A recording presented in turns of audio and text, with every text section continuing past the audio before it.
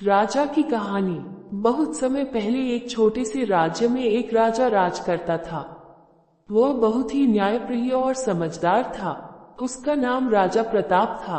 वह दिन रात अपनी प्रजा के भले के लिए काम करता था। उसकी दरबार में कई विद्वान और अनुभवी मंत्री थे, जिनसे वह अच्छे निर्णय लेने में मदद लेता था।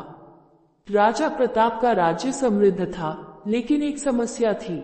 राज्य के बाहर एक घने जंगल में एक भयानक राक्षस का निवास था। वह राक्षस प्रायः गांवों पर हमला करता और लोगों को डराता। राजा ने इस समस्या को सुलझाने का निश्चय किया और अपने सेनापति को आदेश दिया कि वह इस राक्षस से निपटने का कोई उपाय खोजे। सेनापति ने राजा के आदेश का पालन किया और जंगल में राक्षस का पीछा करने गया।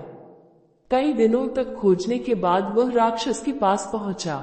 राक्षस का रूप बहुत भयंकर था और वह लोगों से अपनी शक्ति का प्रदर्शन करके उन्हें डराता था। सेनापति ने राक्षस से लड़ने का साहस दिखाया, लेकिन वह उसकी ताकत के सामने हार गया। राजा प्रताप ने सुना कि सेनापति लौटकर नहीं आया, तो वह खुद जंगल में जाने का निश्चय करता है। राजा प्रताप अपने सैनिकों के साथ जंगल की ओर बढ़ा। रास्ते में वह बहुत सी कठिनाइयों से गुजरते हुए राक्षस के घर पहुंचा। राक्षस ने राजा को देखकर हंसी उड़ाई और कहा, तुम मुझसे लड़ने आए हो? तुम्हारी ताकत मेरे सामने कुछ नहीं।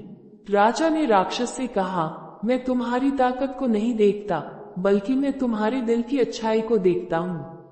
अगर तुम चाहते हो कि यह राज्य तुम्हारा दुश्मन न बने, तो तुम्हें हमारे साथ मिलकर शांति से रहना होगा।